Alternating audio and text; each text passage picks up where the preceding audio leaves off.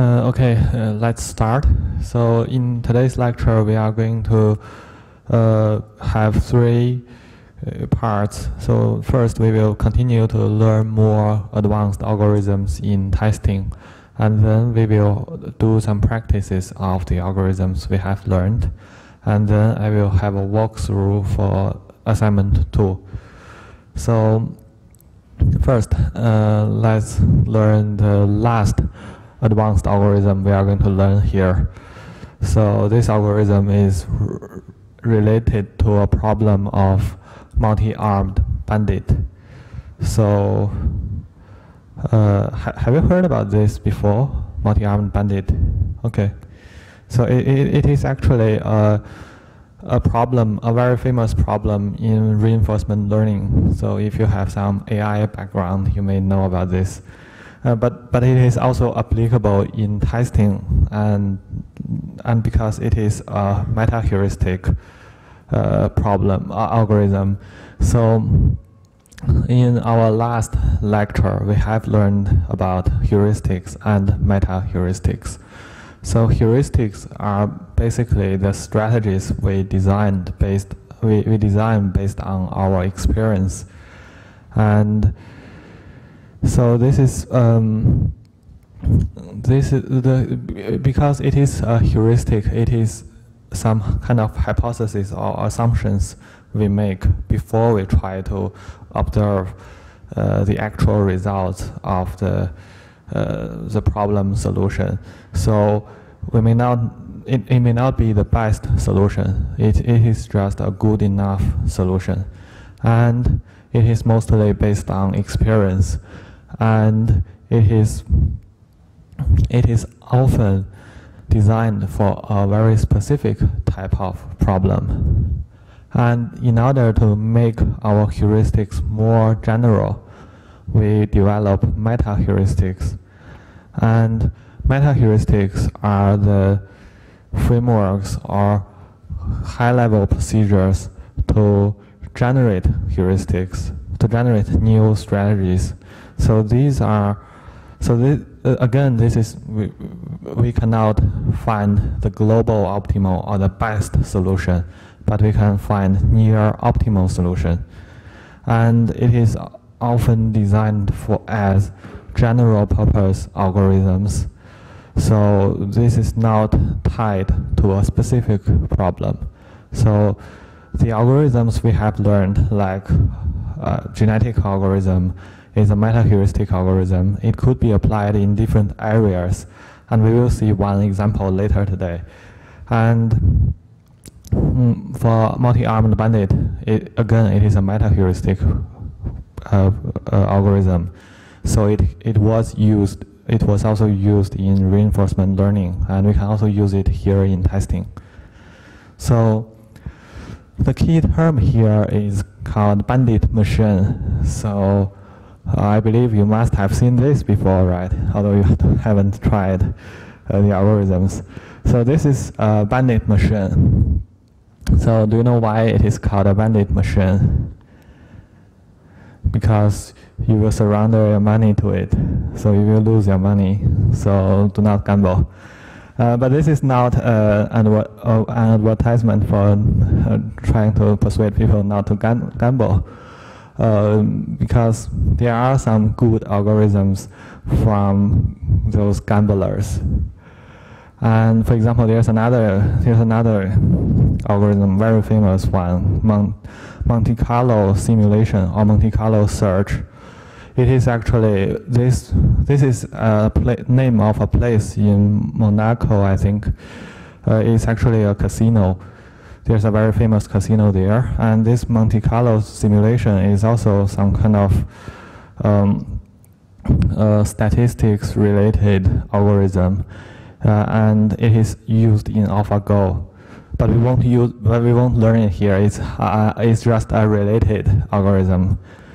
And let's continue with the multi-armed bandit problem. Just now in the previous slide, the bandit machine has only one arm, so we can pull only that particular arm.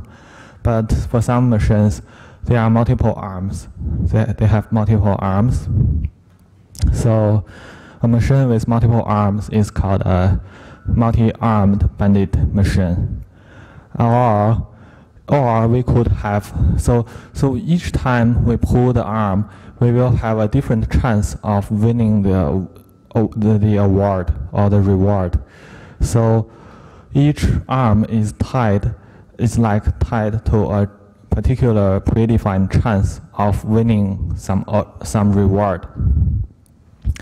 And this is essentially the same as having multiple one-armed machines, with each one of them has a different chance of giving us a reward once we pull the arm. So this problem essentially becomes the same as this one here. So we have 3 arms for this machine, and it is actually equals to, we have 3 different machines where each one of them has a particular chance of giving us the reward, a random chance of giving us a reward. So the assumption here is that each machine should have a fixed chance of randomly giving out a reward. So this is the problem of multi-armed bandit. And because it is actually an optimization problem. So for optimization problems, we need to have constraints. And the constraint here is similar to how people normally do gambling. So they have a limited number of tokens. And here they have a limited numbers of that is allowed to pull the arms. So for example, we are only allowed to pull these arms 100 times. So the problem is, how can we maximize the rewards we can get, right? So because we don't know the distribution or the chance of winning an award for each one of the machines. This is not available for us. So without knowing these distributions, how can we optimize the total reward we can get? Of course, the most optimal approach is that we always choose the best machine, but that is based on the fact that we are cheating, right? Unless if we don't cheat, we don't know the distribution, we don't know which machine is the best. So we can actually almost never be able to achieve the best solution here. And of course, we can also do it purely randomly. So we pull each arm with an equal chance. And these are some potential strategies. So based on this definition of the problem, let's do a live poll. So there are 2 concepts in this strategy: exploit and explore. I won't explain these concepts here yet, but instead I will ask you, do you think, so this optimal agent will always select the machine with the best chance of giving us a reward? So do you think this behavior, always choosing the best, is a behavior of explore, or is it a behavior of exploit?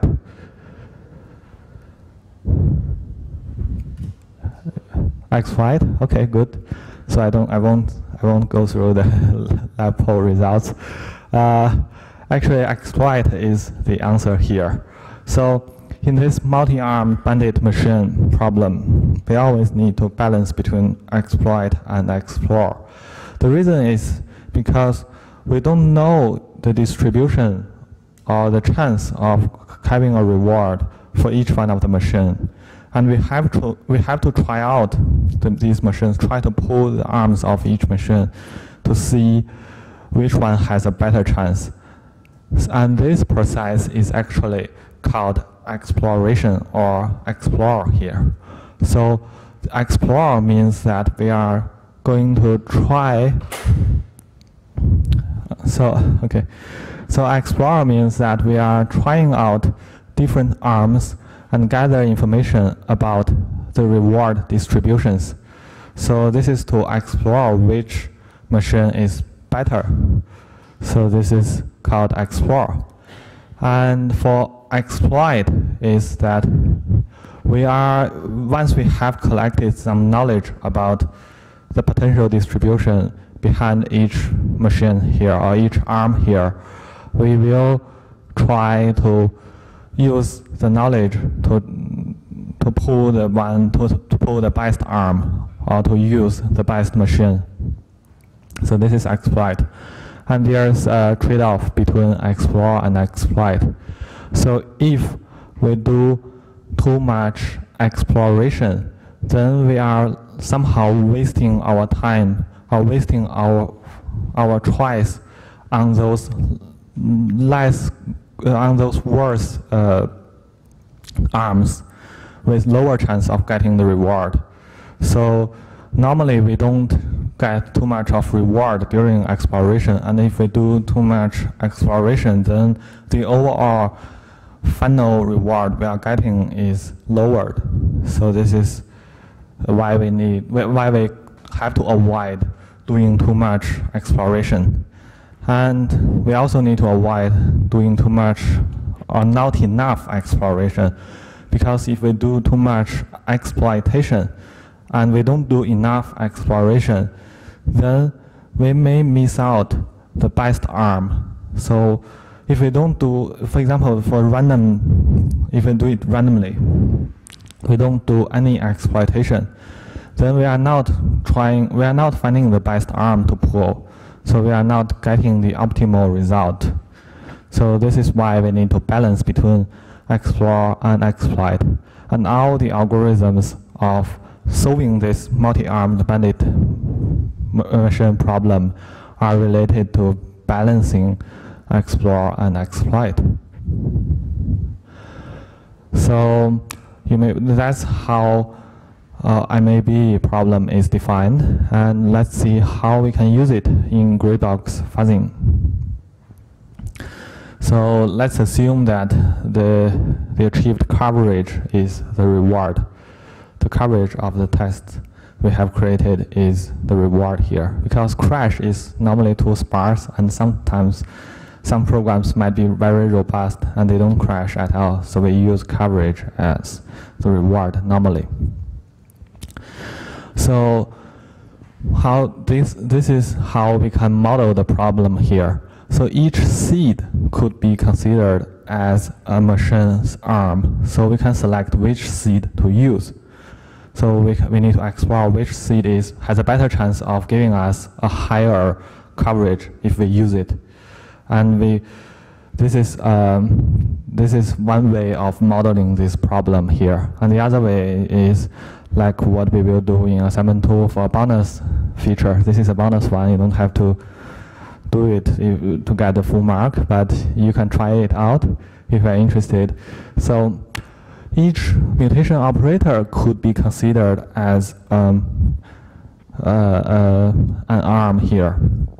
So this is because we have multiple mutation operators to apply every time we do the mutation, and we can and each one of them, because for different targets of the program, different mutation operators could have different performance.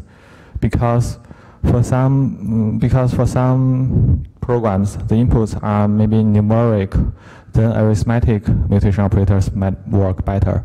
And for some of them, they may just be a plain text, then some string or byte flipping will work better. So that's why different mutation operators could have different performance or they could have a different chance of giving us a better coverage. And how we schedule the usage of mutation operators could be considered as a MAB problem here. So this is why we can convert MAB into a gray box fuzzing setting. So these are actually how we model the arms in this problem. What about the numbers of tries? So because for this is still an optimization problem. It has constraint, and the constraint is how many times can we pull the lever or the arms. So what about the number of tries in this gray box fuzzing? So what corresponds to this concept?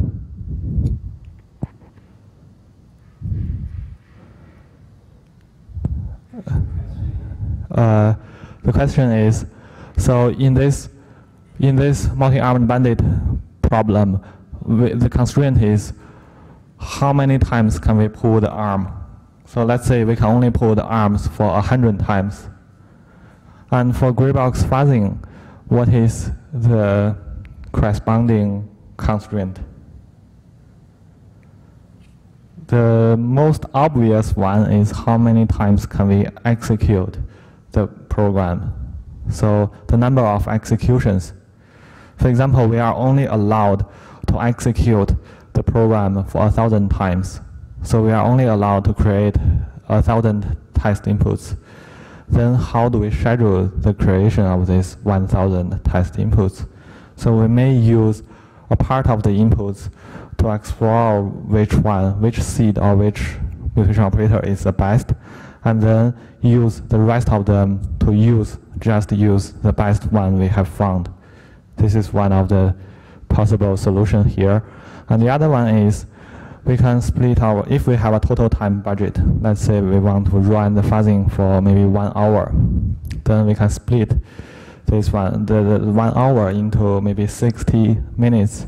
And then for the 60 minutes, we can use maybe 15 minutes to do the exploration and 45 minutes to do the exploitation.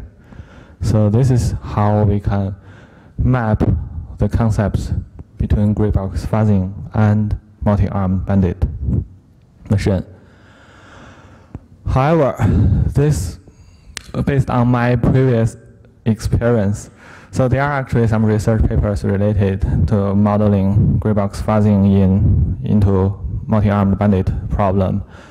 And it actually works, but based on my personal experience, it may not work because the default assumption for the default model of multi-armed bandit machine is that the reward distribution or the chance of getting the reward for each arm or each machine is fixed across, it doesn't change. So once this machine is initialized with 0.65 chance of giving us a reward, then it is fixed no matter how many times we pull the arm. But in gray box fuzzing, the reward actually changes, especially if we want to model the seed as each seed as a machine here or as an arm here, because we have learned it in our last lecture. So if two inputs, if they look very similar, if they are very similar to each other, then the coverage of them should also be quite similar, right? So once, if we use a seed multiple times, if we use a seed too many times, then the potential of generating new coverage with that seed could be lowered. So the chance of getting a reward from that seed could be lowered. So that's why sometimes this may not work. But modeling mutation operators as the bandit arm may work better here because the performance doesn't drop when we run during the run of the fuzzing process. But so this is just some personal experience, and for this assignment in this course, let's keep things simple. So for your bonus feature, you can just think of you can just ignore this issue here. So this is okay.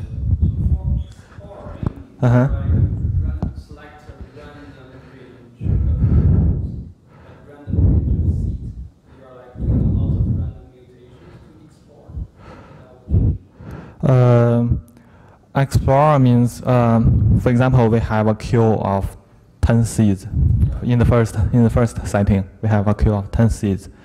Explore means we don't particularly favor which seed. Maybe we just give them an equal chance to generate maybe an equal number of test inputs.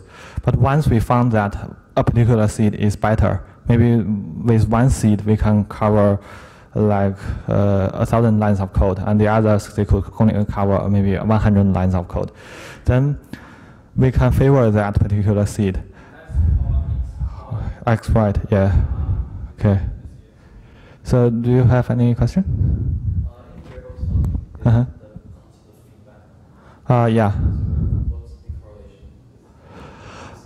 The feedback is actually with regard to the reward.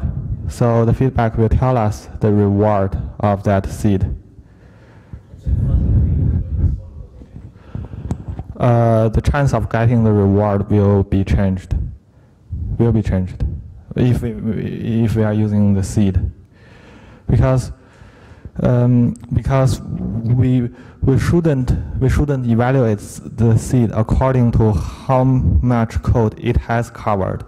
We should evaluate the seed according to the potential of that seed. So because we are using the seed to generate new test inputs, and the potential is the coverage of the new test inputs we can get from that seed. So we should evaluate according to the potential of the seed.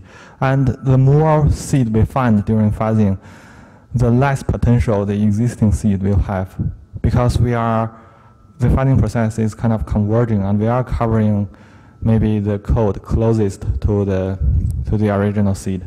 Then the potential drops.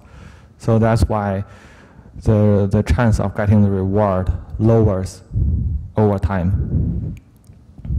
So this is why. But there are some advanced models of multi-armed bandit. They may have some adversarial bandits. They may have some other models for multi-armed bandits problems. But let's not cover them here. This is not an algorithm course. Let's continue. So just now we learned about this multi-armed bandit problem, and we know how to map it to gray box fuzzing. And we know that the algorithm is about balancing between explore and exploit. And let's learn one algorithm that the simplest algorithm other than random testing, randomly pulling the arms. And this is very effective. So this algorithm is called epsilon greedy. So it's essentially a greedy algorithm. And the epsilon greedy algorithm allows an agent to decide whether to explore or exploit at each step. So every time before it pulls an arm, it could make the decision of whether to explore or exploit. And this decision is made with a probability with the value of epsilon. And the agent, so with the probability epsilon, the agent will do exploration. And with the probability of 1 minus epsilon, it will do exploitation. So this is very, very simple actually. And so in this algorithm is named as epsilon greedy. So do you know why this special character is used? So this is my personal understanding again. So I think because epsilon normally refers to a small number, So in this algorithm, the value or the probability of doing exploration should be kept low. So we shouldn't use a very high chance of doing exploration, because we are wasting a lot of time if we do that. So that's why I think this is why it is called epsilon greedy. So initial. So here's the workflow of this algorithm. So first we need to do initialization. So we can start by initializing the estimated award for each arm. So because for this algorithm, we need to keep track of the potential of getting a reward for each arm here. So we need to store them somewhere in when we run this algorithm, and we can initialize the potential or the estimated reward for each arm. Let's say we should initialize them with an equal value, and say we can set the initial values to 0. And then we need to define an epsilon value, and this should be between 0 and 1. If reward corresponds to coverage, then how can the coverage be 0 versus? Yeah, that's a good one. For the initial seed, you can initialize this with the initial coverage of the seed, of each seed. So, but if you are, that's the seed. If you are trying to, we will go through this later. If you are trying to model the mutation operators as an arm or a machine here, then you can use the number of new seeds discovered by that particular mutation operator as the reward. And then you can initialize everything with 0 because no mutation operators has found any new seed at the start. So the reward is like a score? Yeah, it's like a score. Keeping all the arms at the same score, which is 0. Yeah. Yeah. And later we can, we will go through an example later. But this epsilon value should be quite small, So we don't waste too much of effort to do exploration. And then the next step is to do action selection. So this is a random precise. So if with the probability of, with a small chance we do exploration, with a larger chance we do exploitation. So we just, exploitation means because we have kept the knowledge about the reward, estimated reward of each arm. So we just, exploitation means we select the arm with the highest reward, estimated reward to pull. So this is exploitation. And then we do reward collection. So basically we just pull the arm and then get the reward. And then we update the estimates. So once we pull the arm, we can observe the results and we can update our estimations about the potential reward of each arm. And then we can repeat until we have used up all of our budgets. And that's the workflow of epsilon greedy. So basically, it's a greedy algorithm because we are always trying to pull the best arm based on our previous knowledge when we do exploitation. And here are the pros and cons for this algorithm. So it's very simple and easy to implement. And it actually is also very straightforward and it can effectively balance exploration and exploitation. And we can adapt this algorithm to different problems by adjusting the value of epsilon. However, there's also a drawback related to this value of epsilon here, because once we have selected this value, it is fixed during the entire run.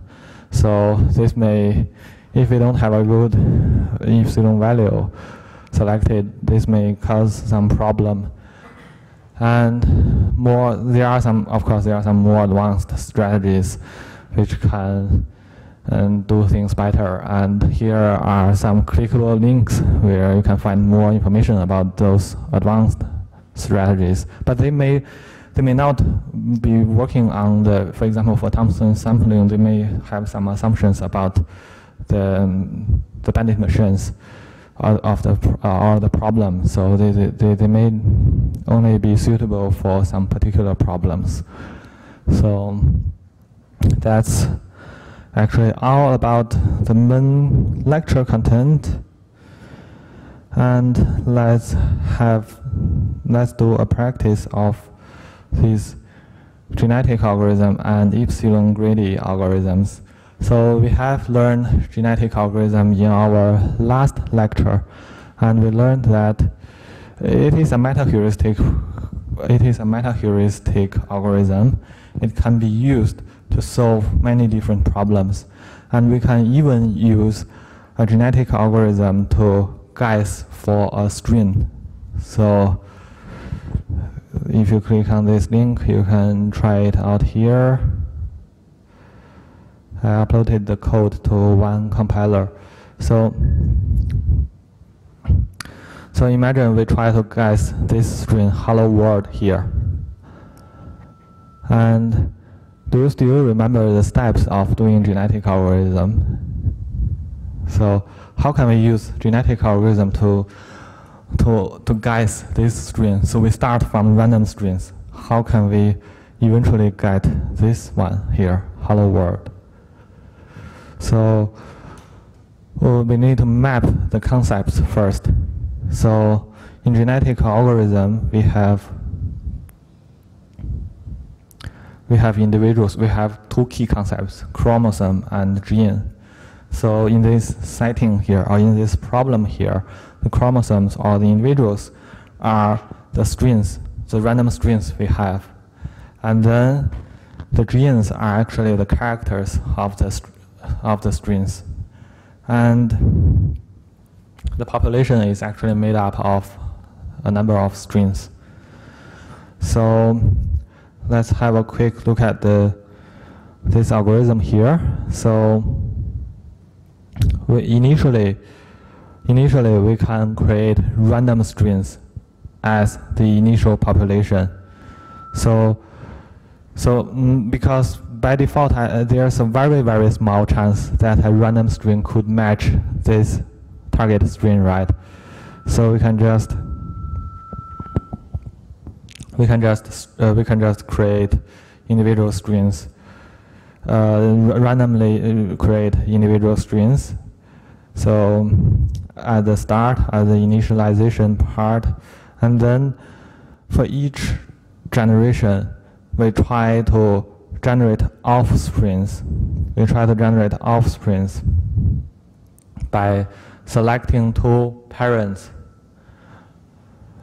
individuals, and then do a crossover by combining splices of the parents together into a new string, and apply some mutations. So we can use a mutation rate to control how is the probability of applying mutations of the upstream to the upstream, and then we put the upstream back to the population, and then we calculate the fitness score, and use the fitness score to eliminate the population with lower scores.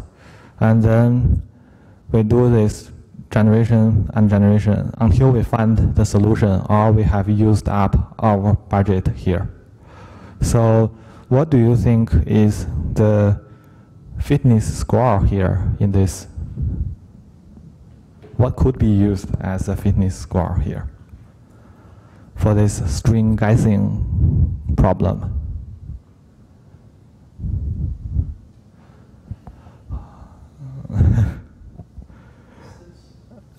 Yeah, it could be very simple. Don't think. Length? We keep the length the same as the target string. So for each individual. So the fitness score could be how many characters has matched, right? The number of characters matched to the target string. So we can use it.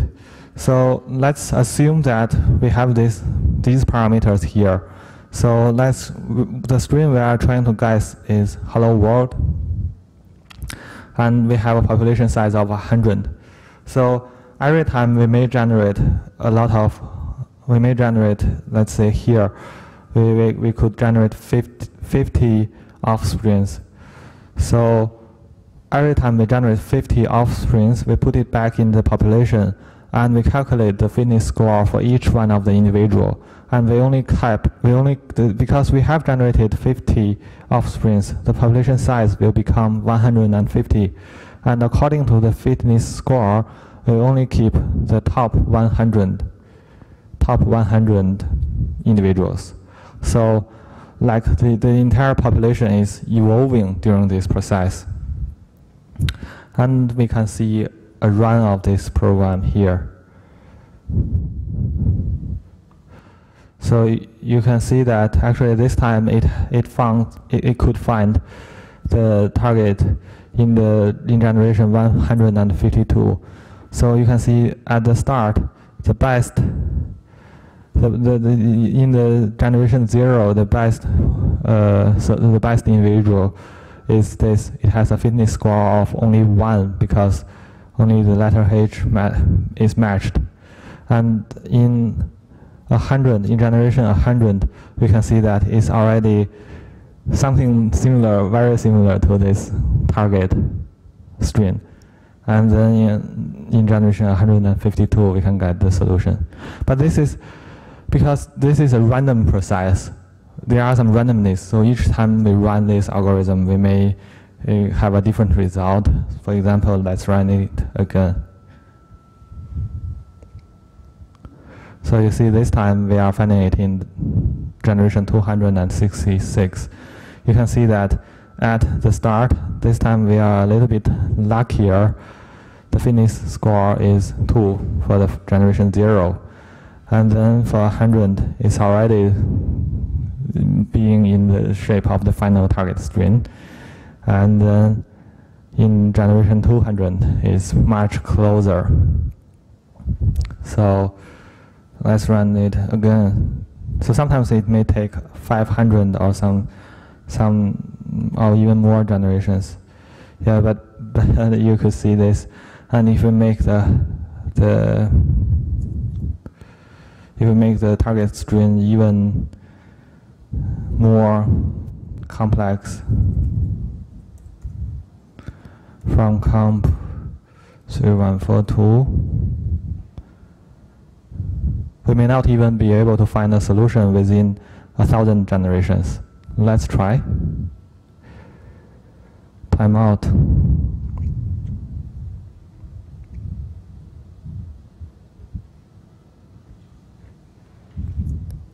Oh, this is because of the limitation of this platform, I think.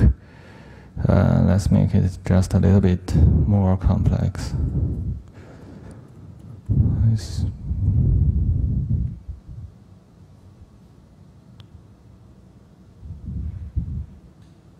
Oh, anyway, I will copy the code to my local, because this code doesn't, because genetic algorithm is very simple to implement. It doesn't have, you don't need too much of dependencies to run it, so you can run it almost anywhere. And let me create a file here, and let's name it as GA.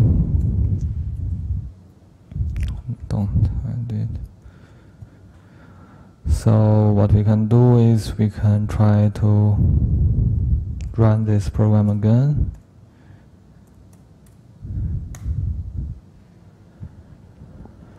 You can see that we are getting to the solution closer and closer. So this is essentially the same as how evolution works in real life, and you can see eventually in generation 650 we can get the result. So you can see this is how we can get to the result closer and closer. You can see from generation to generation.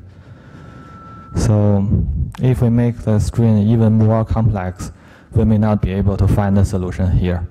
So this is how genetic algorithm works. And you can tweak different parameters here and see how does it affect the solution here. So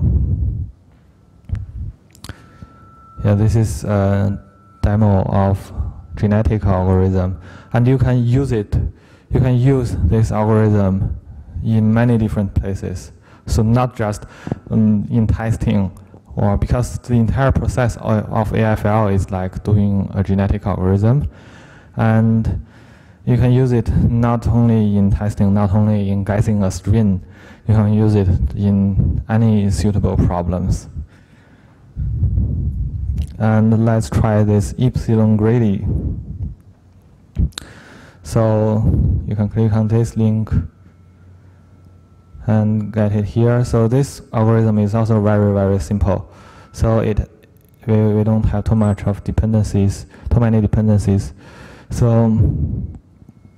So here, let's assume we have 5 arms, and each arm is initialized with a probability of giving us a reward, and the reward value is 1. So each arm has a chance of giving us a reward with a value of 1.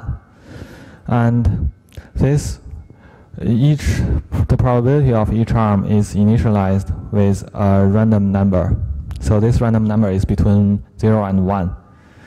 And let's assume we use the epsilon value of 0.1. So we have a 10% of chance doing exploration, and we have a 90% of chance to do exploitation. And this is the implementation is just following the idea. So we have a small chance. If the chance is smaller than epsilon, then we just do exploration. We choose a random arm, and if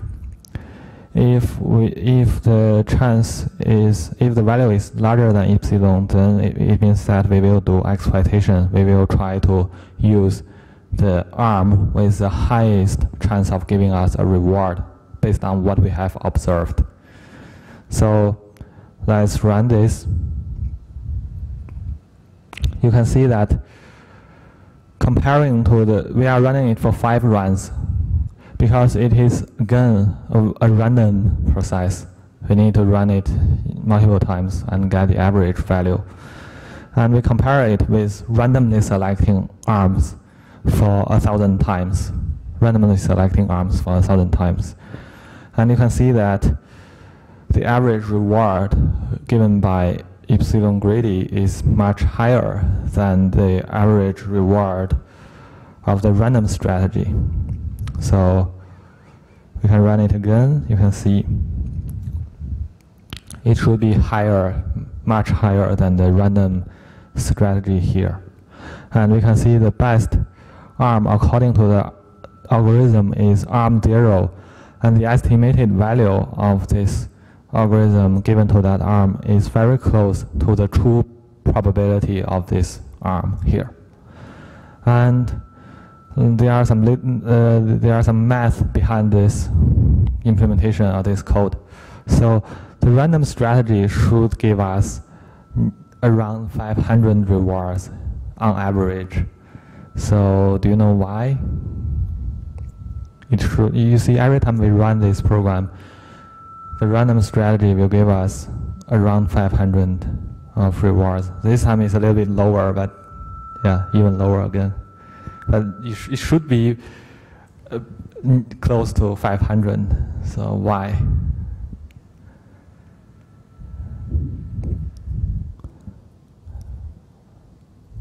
It's because the true probability is initialized with a random number of between 0 and 1. And the average is between 0 and 1 is 50, is 0.5. And so every time we pull the arm, we have an expected chance of 50% of getting the reward. And we pull it 1,000 times. 1,000 times 0.5 is 500. So the random strategy should give us around 500 rewards in the end. And the epsilon greedy should give us the best probability, around the best probability times 100. This is because the reason is quite obvious, because you should look at this one here. It should always be lower than this. The best value we can get is like, of course it's 1,000, but that's very lucky. And the average expected value here for these 5 arms should be 953, because the best arm is this. So if we time it with 1,000, then we can get 900 something. And the epsilon greedy should give us a reward closer to the optimal solution. So it's close to optimal. And we can tweak this program to see what happens if we make the epsilon value too large. Let's say we make it 0.8, and let's see what are the results here. You can see that the epsilon greedy, the performance of epsilon greedy drops. You can see it's nearly the same as random strategy, because we are wasting too many tries with exploration. So if we make the epsilon value too large, and what if we make it too small, 0.001? What if we make it too small? Sorry. It's also the same. Oh, this is, let's make it even smaller. This is actually boosting the performance. So you can see, if we make the epsilon value too small, then we are getting worse results, because we are not doing enough exploration. We don't know which arm is actually the best.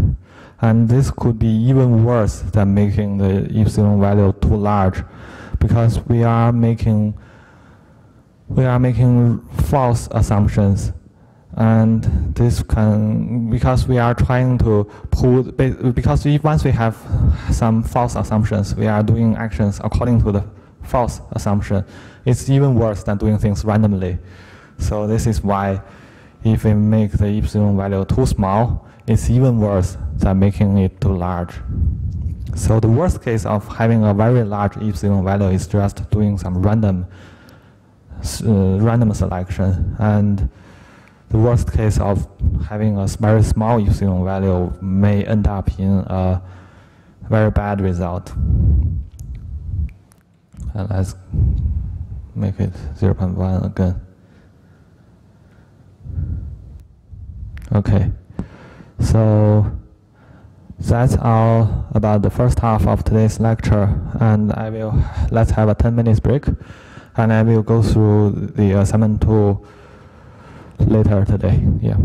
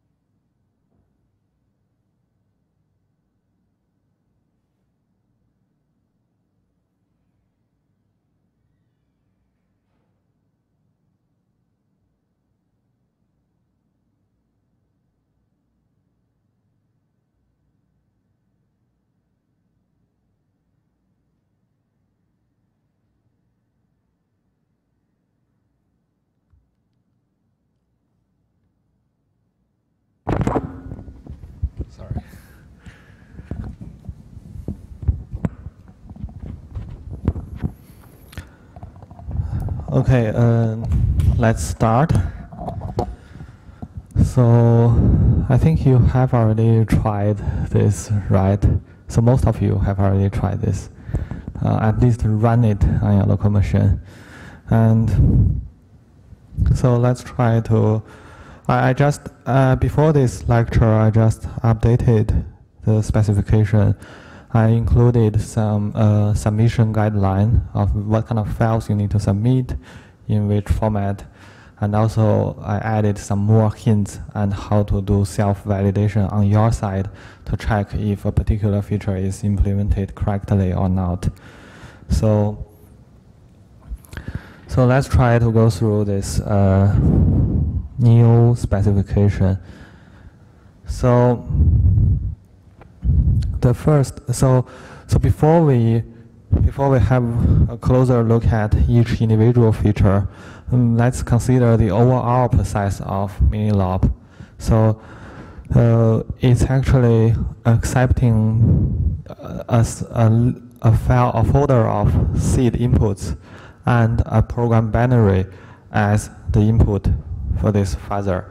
And the output of this Minilob is actually the output folder, which contains the crashes we could find, a queue of seed inputs kept by Minilob. So this is the overall output. So after you stopped the fuzzing process, the files inside this folder shouldn't be changed. So this is because they are the output here. And let's consider the first feature. So you don't have to implement the features following the order here in this specification, but the ordering of these features here are just trying to. It's just like a step-by-step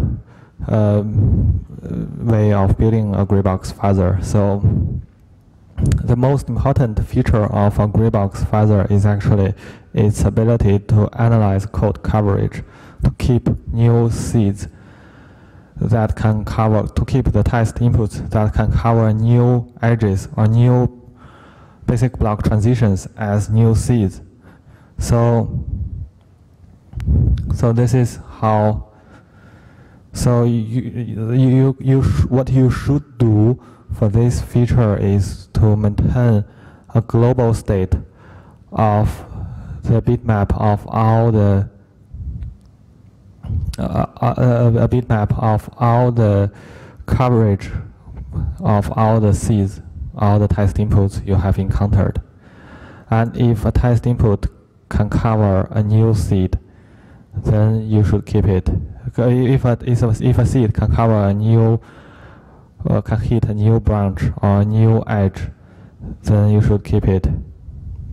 So this is for feature 1. And if you have implemented this correctly, so you have to save a file to keep the content, to save a file in this folder, Q folder, whenever you keep a new seed. And you do not store the content of the seed file, the actual file content in this seed class object in the code, because we have a class called seed, which handles the which is used to describe the seeds during fuzzing. So you don't keep the file content in the seed object class, because it may consume too much of memory. And you just store the file path in that seed object, and whenever you need to read the file content, you just read it from the file system. And you can print out so how you can validate whether you have implemented this feature correctly or not is that, because in this feature you will need to maintain a global state to keep track of all the edges that the fuzzer has covered. So you can print out the total coverage that your fuzzer has achieved maybe after 5 minutes or 10 minutes. And if you have implemented correctly, you should have a better coverage, global coverage than the default implementation. So, do you guys have any questions? No? Oh yes, you can ask anything here. The problem is I have written everything. Uh-huh. How am I going to test a single feature? Oh, you can, it's actually, there's actually a special way of testing this particular feature, and that is to use, you can, because by the end of, if you have implemented everything correctly, you can have more seed inputs in this queue, right? You have, yeah, not only this, yes, you have your own new seeds, right? And then you use this folder of the new seeds as the seed for AFL. You can delete the original ones. You just use your new ones. And AFL, if AFL does not, because AFL, during the dry run of AFL, if there are some duplicates in the seed, it may complain that there are some seeds are redundant during the dry run of AFL. So you can use the dry run feature of AFL to check whether the seeds you have kept could achieve better coverage or not. So that's one possible way of doing it. Another way is, maybe I will add more details here. I think you can use an utility tool in AFL called AFL show map to see whether a seed can cover new, because it is because our implementation is compatible with AFL's instrumentation, so we can use the utility small tools created by AFL as well. And another way of doing this feature checking is that because it's highly modularized, you can disable other features to test out. So yeah, that's also possible. So that's for feature 1. And feature 2 is relatively straightforward. So whenever you encounter a crash, you will need to save the file that triggers the crash. And the crash is defined by the status code returned by the target process we are testing. So status code is actually following the Linux, because we are running it in Linux. So status code is actually documented here. So we have different types of status code. And if the status code is 11 or 11 plus 128, which is 139, if the value is 11 or 139, then it's a segmentation fault, which means it is a memory-related bug. And if it is a SIG-kill, this is essentially the same as how we press Control C. And this one, FPE, is floating point error, which is often related to dividing by 0. So these are all the signals which can tell us what kind of fault we have found. And we are only interested in SIG abort, which is triggered by assertion fails normally, or the results of failing the check of address sanitizer is also SIG abort. So we just care about SIG abort, FPE, and segmentation fault. So the implementation of this part is actually quite mature. So you don't have to do this check yourself. So once the check crash returns true, then you just keep the input that can trigger the crash, that triggers this function to return true. So this should be very straightforward. And here's how you can test it out. So if you have implemented feature 1 and 5 correctly, you may be able to find a lot of crashes in MJS. And you can validate this feature automatically, right? So, or you can try to mock up some crashes, because here we only check, we check the return the status code of a particular execution. So you can try to mock up some crashes to test out the file saving feature for saving crashes. So you can inject some code here to modify this status code randomly, maybe, so you can see if your files can save the crashing, if your code can save the crashing input correctly or not. So this is how you can do self-validation for this feature. Do you guys have any questions?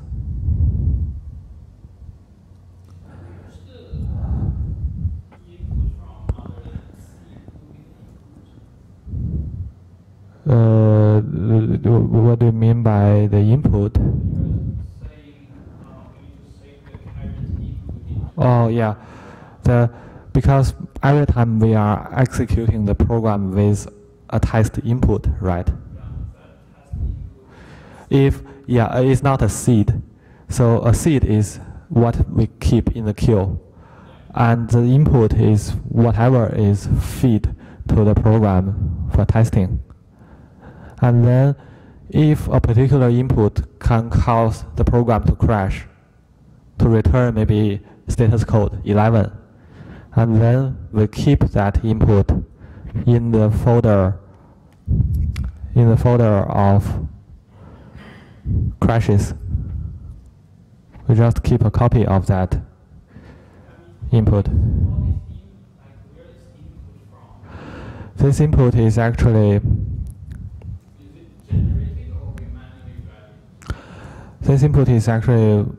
generated based on the seed. So we are generating. Okay. Yeah. So yeah. It's whatever you created based on the seed. Yeah, it's a test input, current input. So the way this program works is that because of the fork server. So the fork server is injected actually when we do this program instrumentation. The fork server, it is used for speeding up the execution process, right? And it is injected after the main function by default. So in the main function, because every time we run this MJS, for example, you can try to run MJS.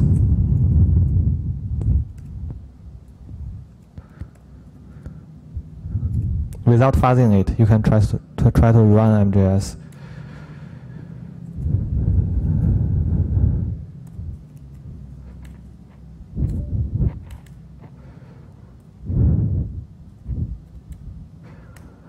You can just run it. So it is essentially a JavaScript interpreter, so it will execute this JavaScript file. And you can see that it actually accepts a file as its argument for the main function, right? It's called argv or argc in C or Java or Python. So this argument is passed to the main function before we inject the fork server, and this file path, if we do a fork, this file path, the argument to the main function is inherited by the child processes. So, but because during fuzzing we are creating a lot of processes for testing, right?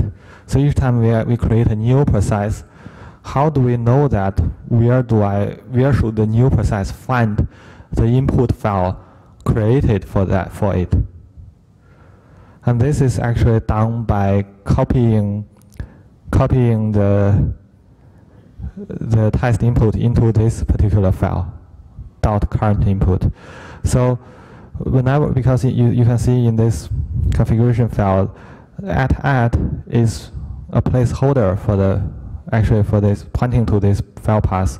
So when we execute the program before we run the fork server, actually we are replacing add with the actual file path.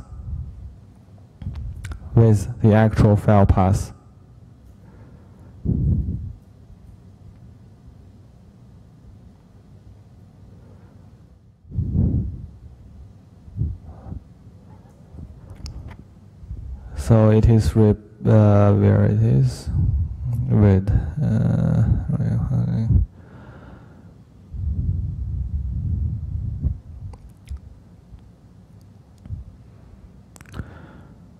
run fork server. Yes, you can see we are replacing this. We are replacing this add with the dot input file. You can see here. We are replacing the add with the current input, the path to the current input. So each time we fork a new process, it will know that it should read from this file. So that's why we copy the content of the newly created test input into this file every time. So this is the basic mechanism of the code here. And okay, continue. So the driver generates the data, and the data is stored into the cache. Is it something like that?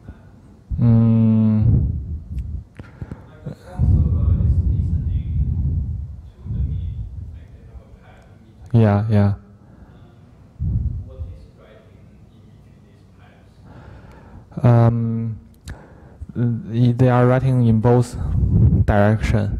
So from the father to the target is telling the fork server you can fork a new child process, so I can test it. And from the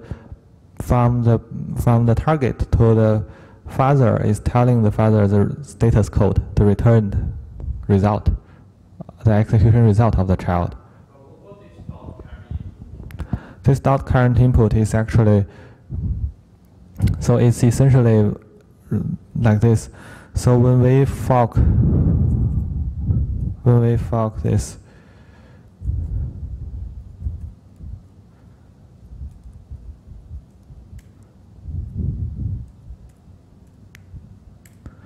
so whenever we create a new process, we need to specify the arguments to run that process, right? So every time, because we are storing seeds in new path every time, right? We need to use a new path, otherwise we are overwriting the file. So instead of using a new path every time we create a new process, because we are using a fork server here, we cannot create new processes, essentially new processes. So we cannot change the file path. So we have to use a fixed file path. And this is for starting the entire fork server or the target process. So we store so we don't change the file path, but instead we overwrite this file content every time we generate a new test input. So this is the test input actually. This is the test input. So whenever a test input generated from a seed can trigger the target program to crash, we will copy the content of that file. We will do a file copy, or we will just store the content of that file into a file in the crash folder. So now you understand. Okay, good. Let's continue. So, yeah, this is, you can mock up some crashes by randomly returning status code 11 or maybe status code or 8 also works.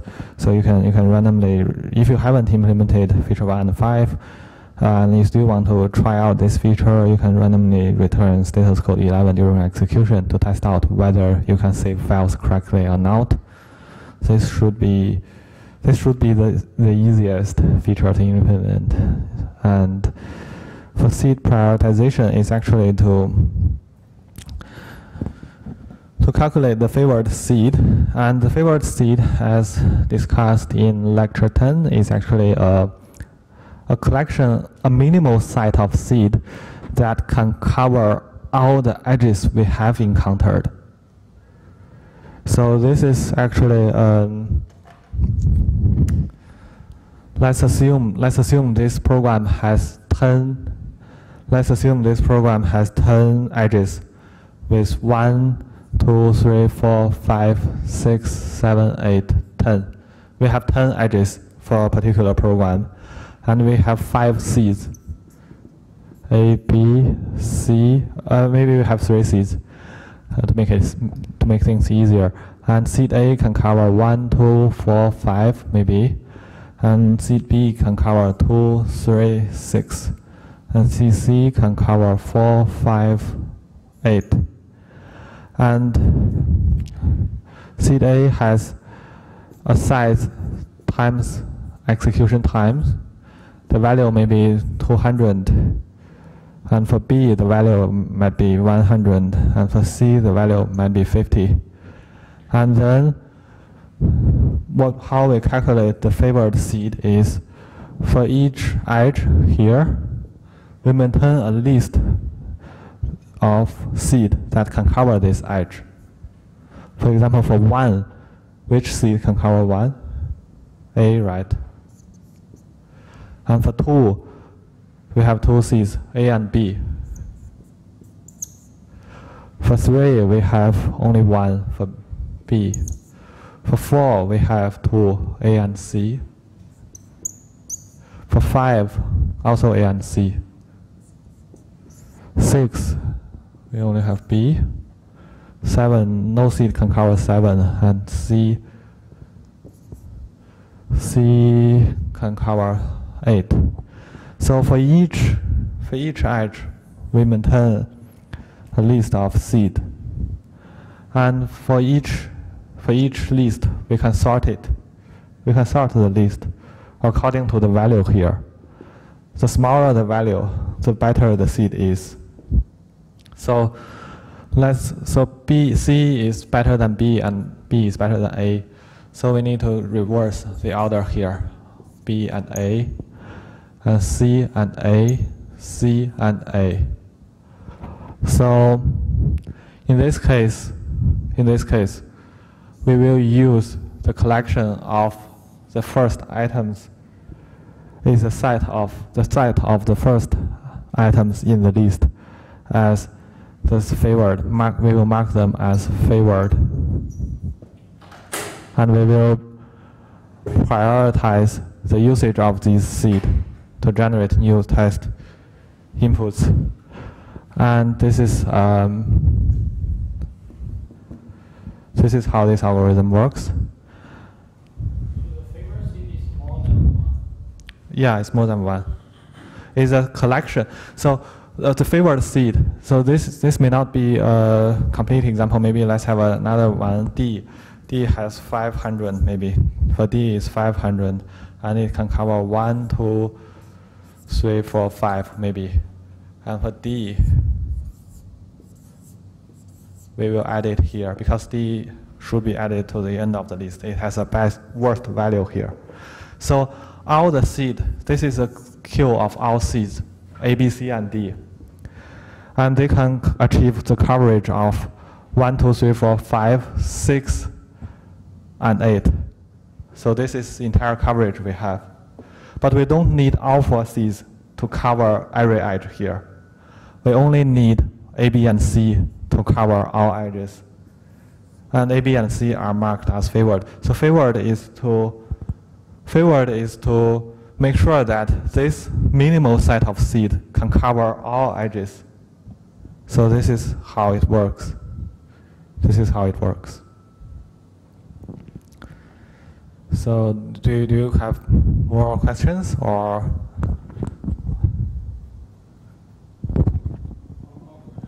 Okay. What are you? Okay. And you have also find a description of this in our lecture slides. We'll create it.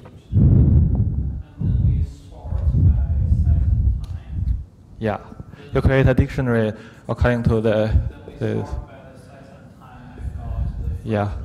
yeah, Then I put all the first line inside and then that's my favorite. yeah. And you can calculate. You can do this favored seed calculate once per cycle. Once per cycle. Per cycle. One cycle means one round of using, using all the seeds. Yeah, I will add one more hint here. I will update this. So this is how you calculate this favored seed, and this feature actually only improves efficiency but not effectiveness. And this means that your fuzzer could produce higher coverage at the start of the fuzzing session, and you can validate this similar to how you validate feature 1. So basically you can check the coverage at maybe 5 to 10 minutes. And feature 4 is actually a relatively easier one to implement as well. So it is actually used to determine how many new test input to generate based on a given seed. So you can just follow AFL's implementation for this feature, and there's a screenshot in our slide. You can click on the link. It will point you to the exact slide there, and you can find the implementation here. You can just try to reuse this one here. And this should be very straightforward as well. So you can, this is also related to improving code coverage, but it may not be as obvious as feature 3. So you can try this, you can try to observe for code coverage increment. And for feature 5, we need to implement advanced Vall commutation operators. So this is basically some random mutations with some hints from the boundary values or interesting extreme values. So you should implement these required mutation operators, and then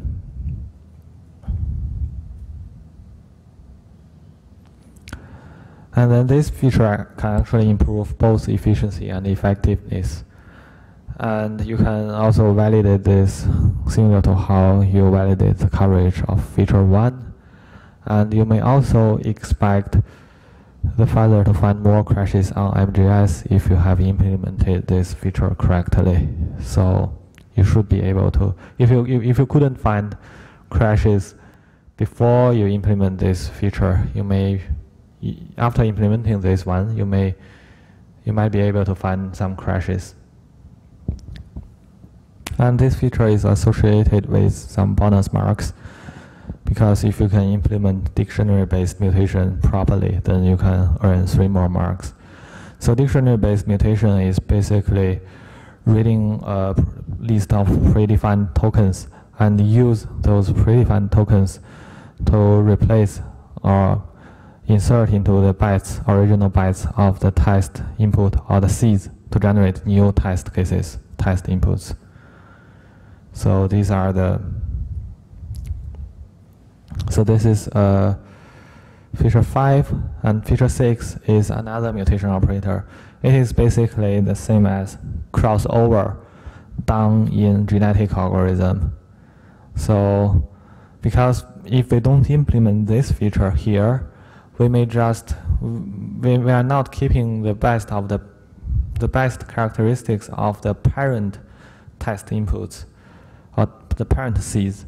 So that's why we want to have some kind of splice or crossover mutation operator. So this should be very similar to this Vall mutation operator's implementation, and it shouldn't be very hard to implement as well. If you find that this slice mutation, do I need to call the slice mutation? And do I need to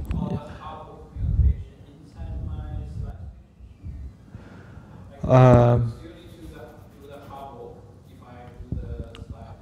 Oh, yeah, you can combine. So first you will have to. Like the generic, you combine. Yeah. Yes.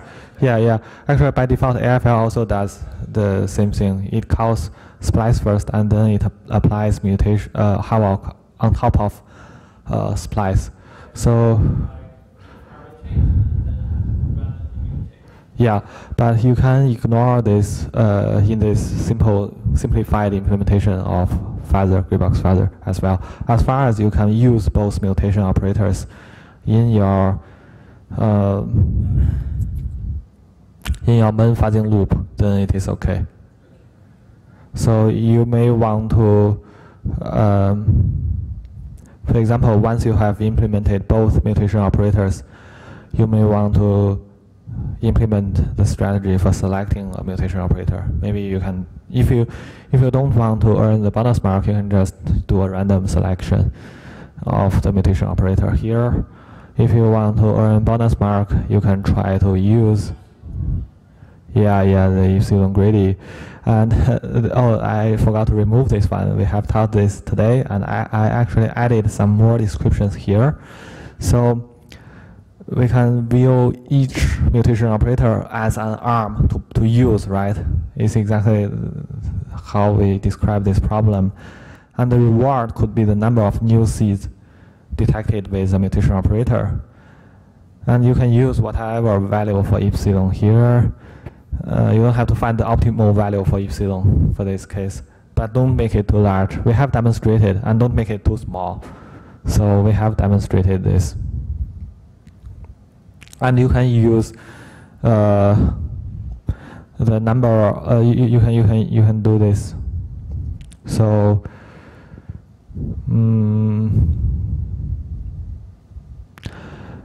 but this reward should be number of new seeds detected by divided by the number of mutations applied, because we may apply maybe havoc for 1,000 times and we found 90 new seeds, and we may only apply maybe splice for 100 times and we find 10 seeds. Then maybe splice is better here, right? Because we didn't give it enough chance. So it should be number of new seeds divided by the number of mutations, the number of times that particular mutator has been used. So I will update this later after this course, after this class, and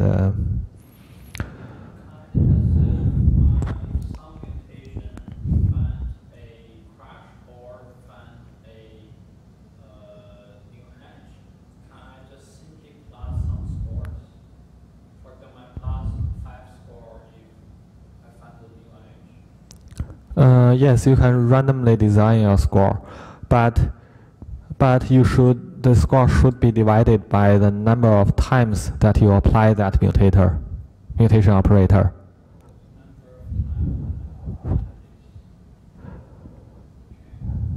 Because a mutation operator may accumulate more score just because, not because it's better, but because it has been used more. Could you get this point? Yeah, okay, good. So I will clarify this later. I will modify this, update this specification. And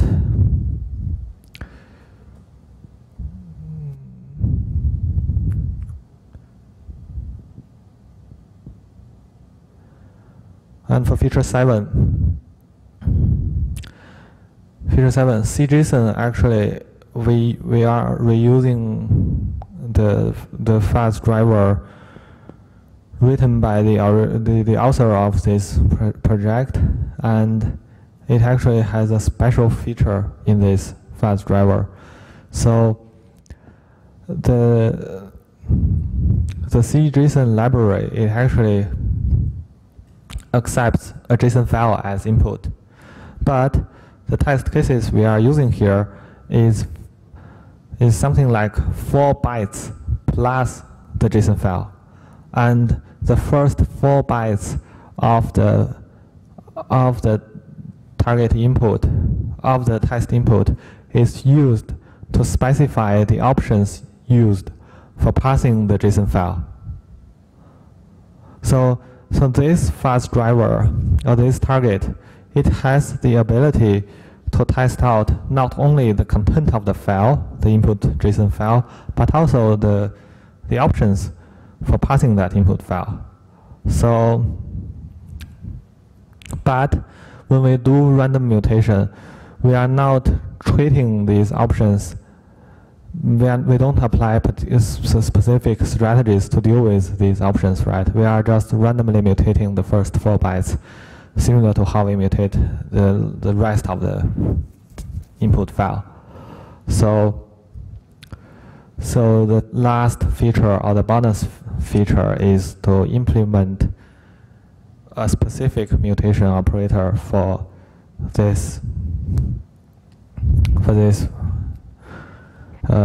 first 4 bytes. And because the first 4 bytes are options, we can try to do a pairwise or two-way combinatorial testing. You can try to implement a strategy to cover all two-way combinations of the 4 options. So that's the last feature, the option feature. And just now I mentioned I will update this the specs in 2 places, right? The first one is for epsilon grady. Yeah, I will clarify the reward to be used. And what else did I mention just now? Code.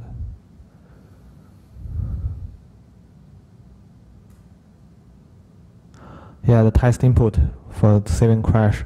So test input is the final input we feed to the target. Is generated based on the seed, by mutating the seed. I will add 2 more lines of descriptions here in this specification. And I also released the submission guideline.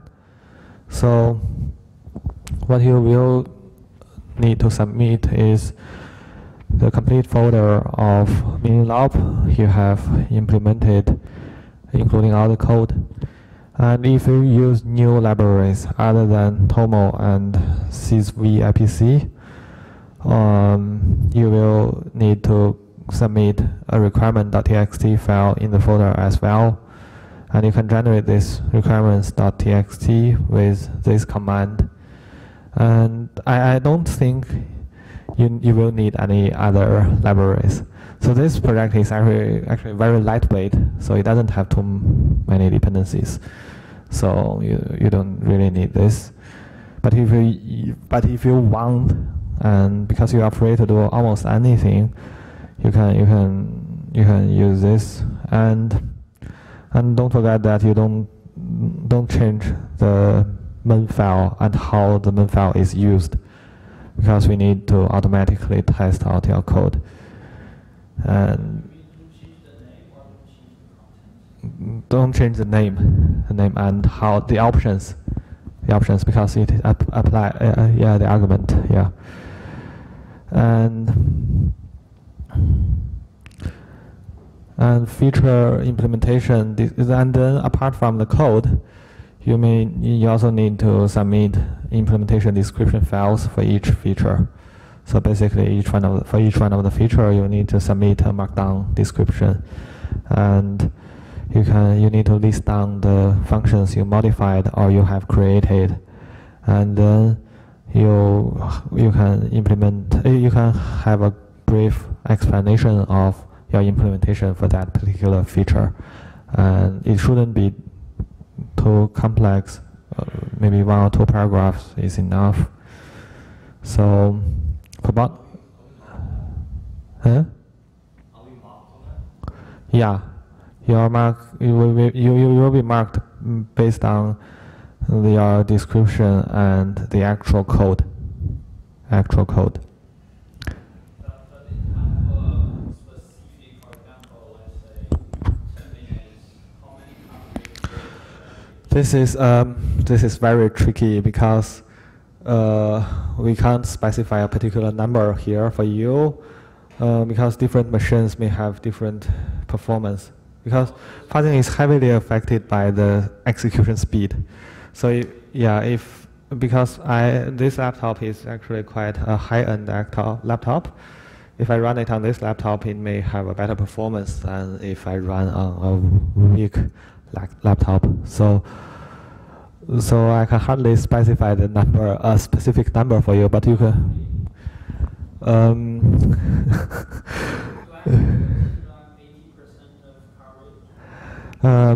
We will do this once we receive your code.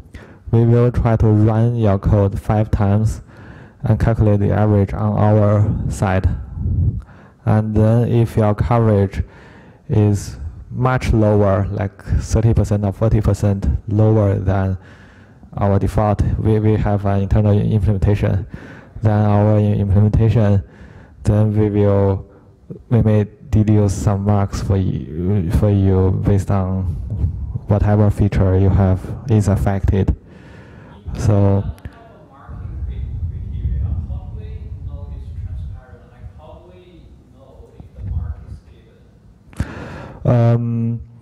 Yeah, that's a good question. So we will.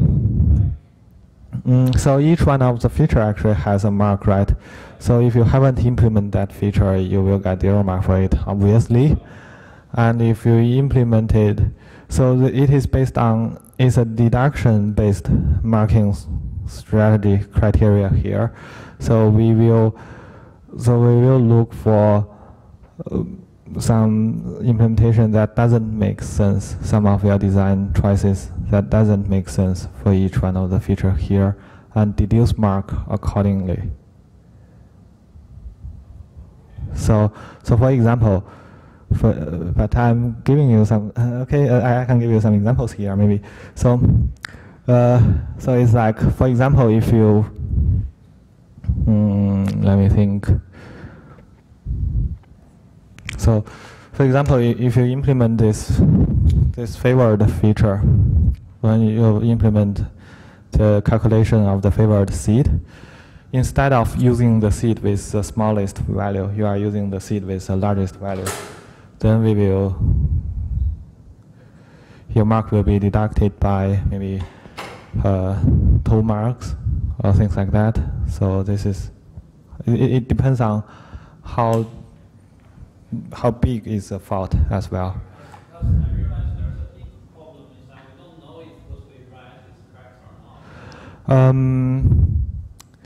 Because you have all the descriptions here in natural language, if your code can reflect the descriptions in natural language, then it is correct. Yeah, and I'm trying to add as many bullet points as possible here in the task hints. And so basically you will be marked against these hints and marks here, all the requirement tasks. So these bullet points. So you will be marked against these things here.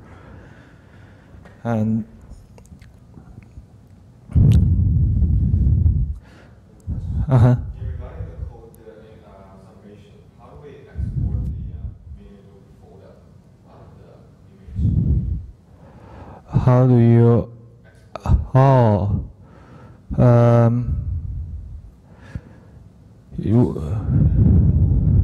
Yeah, there are multiple ways of doing this.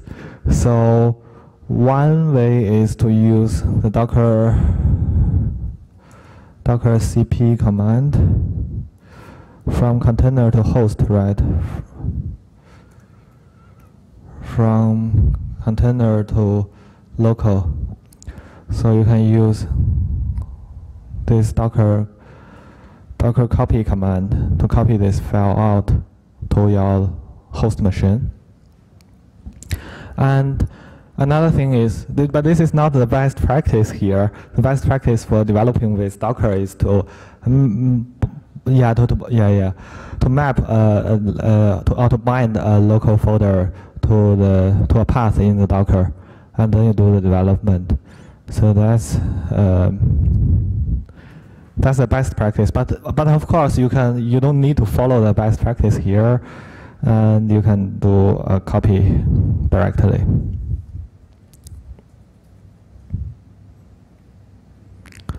And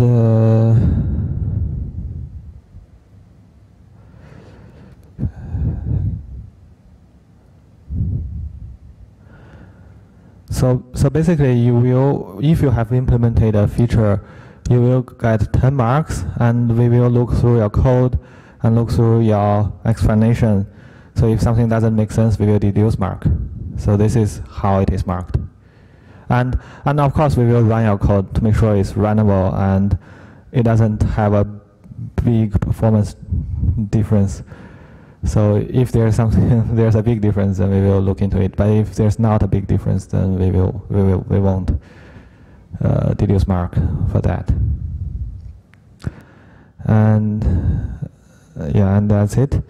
And another thing is, you can receive bonus marks if you find new vulnerabilities, new bugs in C/JSON. If you can find any crashes in C/JSON, you will get 3 more marks. If I'm not wrong, 3 more marks per bug you find.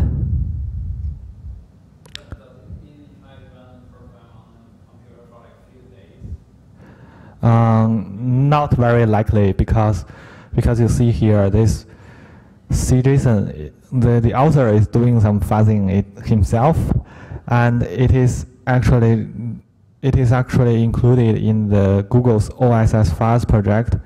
And if you have a look at this project,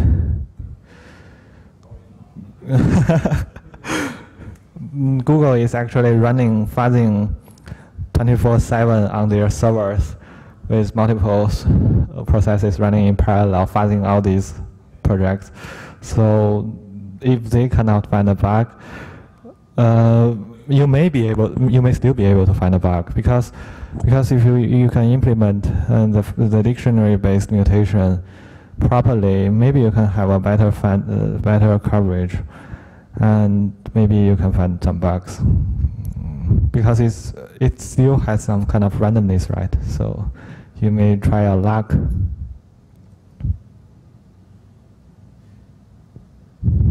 you run the sample implementation to just show us how fast it can find? On this machine? Okay. How fast it is just give us a brief. I think this default implementation cannot effectively find crashes. So, but let's run it. The default one is not counting coverage at all, but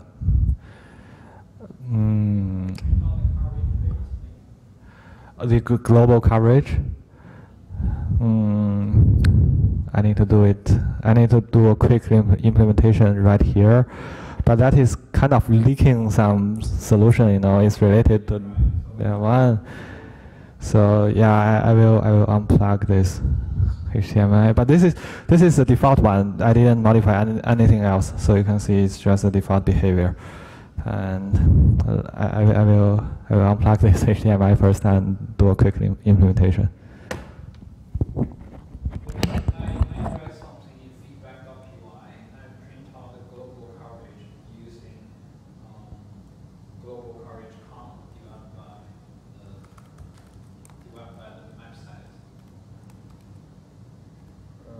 Yeah, you don't have to divide by map size, because map size is fixed. So, yeah. Yeah, I'm just checking the but that's also possible. The percentage. Yeah. Just wonder how much percent I have covered. Okay.